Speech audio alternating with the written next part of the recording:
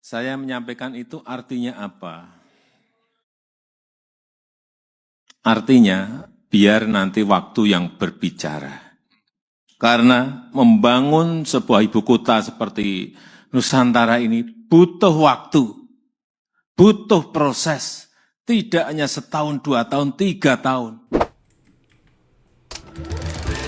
Tahukah kamu, 72,7% jalan tol di Indonesia dibangun di masa pemerintahan Presiden Joko Widodo. Di masa pemerintahannya, Presiden Jokowi berhasil membangun jalan tol Trans Jawa yang menghubungkan kawasan Merak hingga Banyuwangi sepanjang 1.150 km. Tidak hanya di Jawa, selama 2 periode masa pemerintahannya, satu persatu ruas tol Trans Sumatera juga dirampungkan. Investor asing bakal segera masuk lagi ke ibu kota Nusantara. Setelah investor Australia, Cina, dan Rusia masuk ke IKN, Basuki buka-bukaan salah satu investor asing lain yang bakal masuk adalah dari Inggris. Menteri Basuki mengungkapkan investor ini akan datang langsung dari London. Rencananya mau membangun kebun raya atau botanical garden. Alhamdulillah pesawat presidenan Boeing 737 sudah mendarat pertama kalinya di Bandara Nusantara. Semoga berikutnya semua fasilitas pelengkap akan membuat pesawat-pesawat komersil lagi akan bisa mendarat di Bandara Nusantara. Sore hari ini kita akan bersama-sama meresmikan Istana Negara di Ibu Kota Nusantara. Dan karena Istana Garuda ini saat ini masih dalam proses finishing dan dimungkinkan masih memakan waktu 1 bulan ke depan. Pak Jokowi punya satu resep ampuh bagaimana caranya melawan keraguan. Ada satu pepatah mengatakan ide-ide besar itu hanya dipercayai oleh orang gila atau diikuti oleh orang putus asa. Karena ide besar itu ada banyak orang atau hampir semua orang takut untuk memikirkannya. Idenya terlalu besar untuk orang-orang yang rata-rata gitu ya. Tapi ini Jokowi. Dia punya nyali untuk mewujudkan ide-ide besar yang ada di benaknya. Termasuk salah satu ide besarnya adalah memindahkan ibu kota dari Jakarta ke IKN. Nah, cara Jokowi kemudian membungkam para pembenci, orang-orang yang ragu ini adalah dengan cara memberikan mereka waktu untuk paham dengan sendirinya. Saya menyampaikan itu artinya apa? Artinya biar nanti waktu yang berbicara. Karena membangun sebuah ibu kota seperti Nusantara ini butuh waktu, butuh proses. Tidak hanya setahun, 2 tahun, 3 tahun. Ini bisa 10 tahun, bisa 15 tahun, bisa juga 20 tahun untuk menjadi sebuah ekosistem besar, ibu kota besar, negara besar Indonesia. Kalau banyak yang menyampaikan setelah 17 Agustus pindah, kantornya belum siap.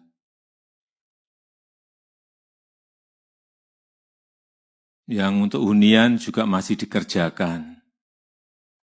Tapi nanti dilihat dari sini kelihatan semuanya. Ini adalah tempat tertinggi yang bisa melihat ibu kota kita.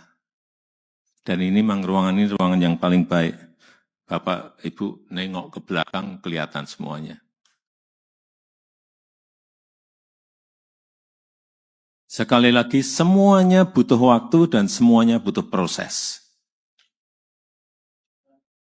Ini membangun sebuah ibu kota negara, dan negaranya bukan negara kecil, tapi negara besar.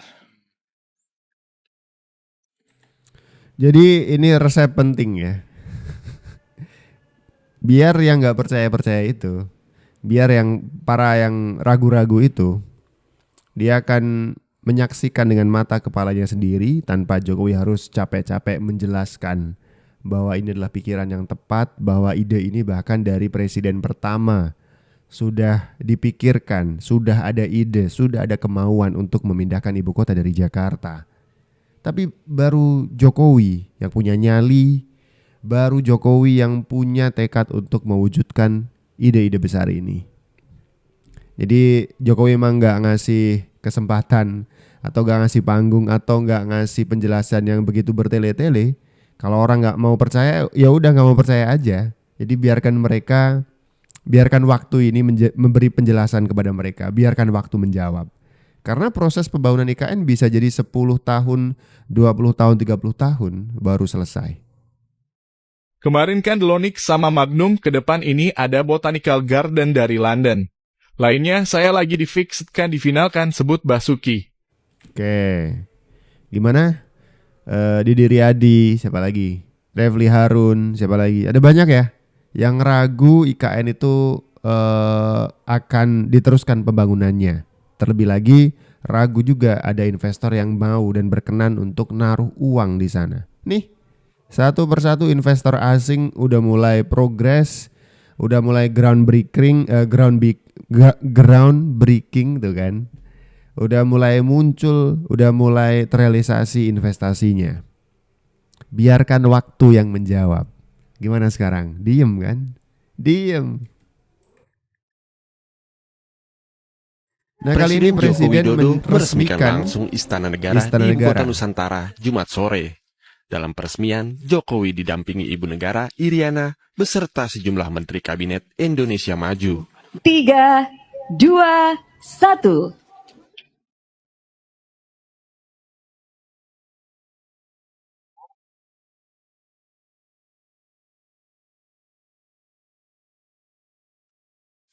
Jika Istana Negara telah diresmikan, Presiden mengatakan Istana Garuda masih dalam tahap penyelesaian.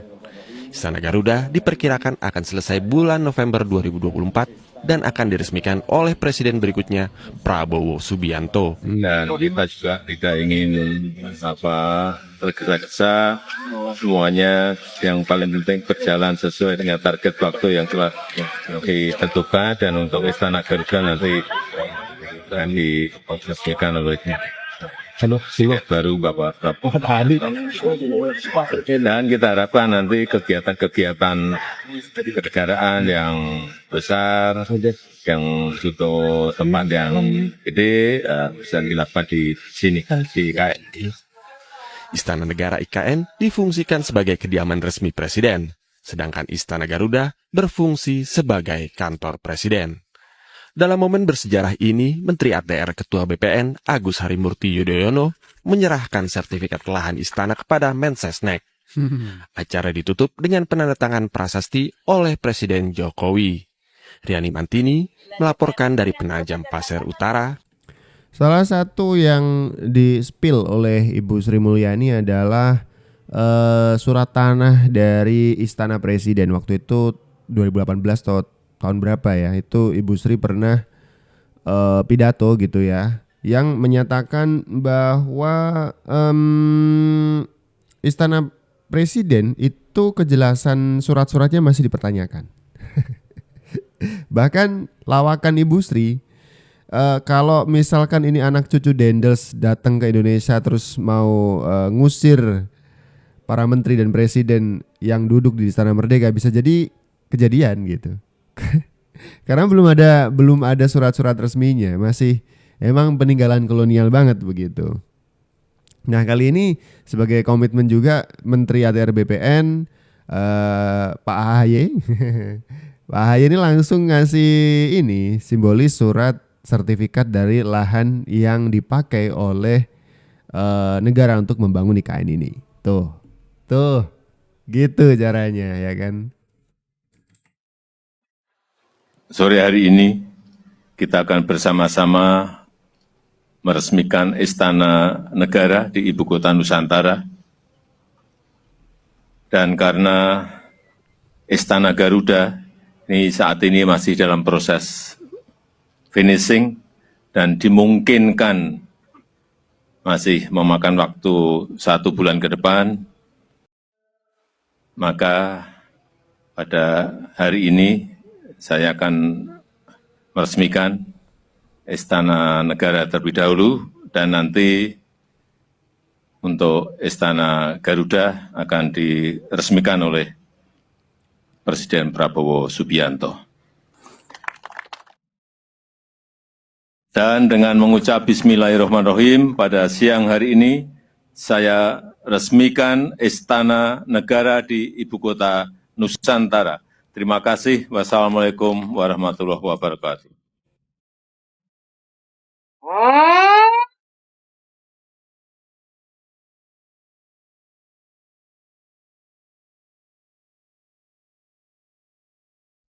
Tuh, ya kan? Presiden Joko Widodo meresmikan Istana Negara di Ibu Kota Nusantara atau IKN Provinsi Kalimantan Timur pada hari Jumat tanggal 11 Oktober. Namun Presiden menyerahkan agenda peresmian untuk fasilitas Istana Garuda itu ke Presiden Prabowo Subianto karena memang masih belum bisa diresmikan dalam proses finishing begitu ya. Bukan apa-apa, bukan politis ini. Ini pasti akan digoreng nih sama orang-orang itu. Nah, kali ini termasuk pembangunan Bandara IKN yang kemarin itu agak molor karena targetnya itu 17-an kemarin bisa digunakan, tapi agak molor dan sekarang sudah ready. Bahkan ketika Presiden pakai pesawat Boeing dengan bentuk lebar badan pesawat yang lebih gede, itu udah berhasil mendarat mulus nih, ya kan? Itu artinya emang se-ready itu.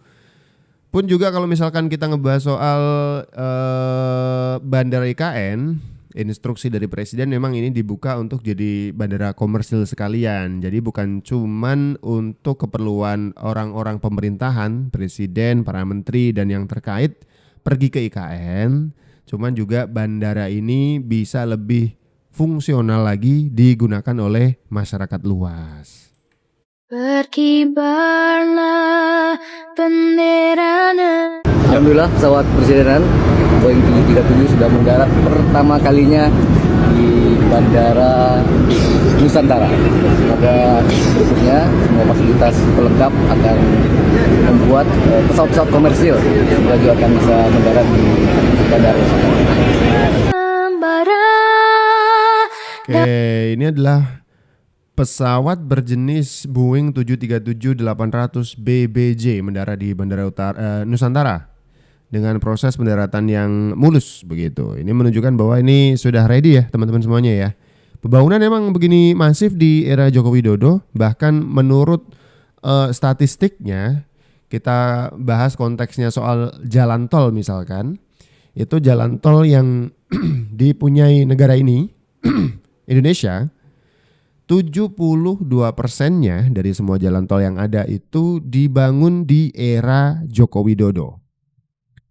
Ini sebuah angka yang kemudian menjelaskan banyak hal, bahwa sematan atau sebutan bahwa Jokowi adalah bapak infrastruktur kiranya bukan sebutan yang terlalu berlebihan.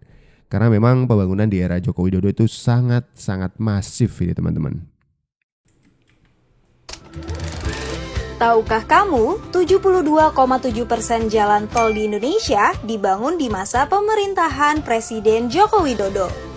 Di masa pemerintahannya, Presiden Jokowi berhasil membangun jalan tol Trans Jawa yang menghubungkan kawasan Merak hingga Banyuwangi sepanjang 1.150 km. Tidak hanya di Jawa, selama 2 periode masa pemerintahannya, satu persatu ruas tol Trans Sumatera juga dirampungkan. Berdasarkan data terbaru, jalan tol Trans Sumatera yang telah beroperasi sepanjang 987,45 km. Pembangunan jalan tol Trans Sumatera masih berlanjut pengerjaannya hingga saat ini. Presiden Jokowi menargetkan tol Trans Sumatera nantinya memiliki panjang 1.100 km pada akhir tahun 2024.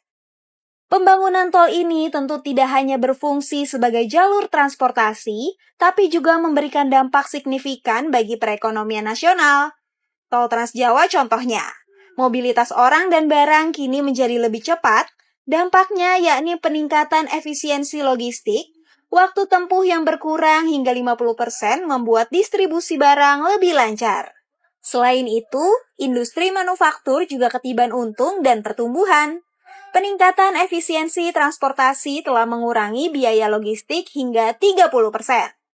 Di Pulau Sumatera, proyek jalan tol telah membuka akses bagi wilayah-wilayah yang sebelumnya sulit dijangkau. Dengan adanya jalan tol Trans Sumatera, diprediksi akan banyak titik pertumbuhan ekonomi baru yang muncul. Berdasarkan penjelasan barusan, kita jadi tahu jalan tol Trans Jawa dan tol Trans Sumatera yang dibangun selama 10 tahun pemerintahan Presiden Jokowi tidak hanya meningkatkan konektivitas antar wilayah, tapi juga memberikan dampak positif bagi perekonomian, peningkatan investasi, penyerapan tenaga kerja, hingga membuka keran potensi titik ekonomi baru. Tuh, belum lagi kalau ngebahas tol Papua misalkan.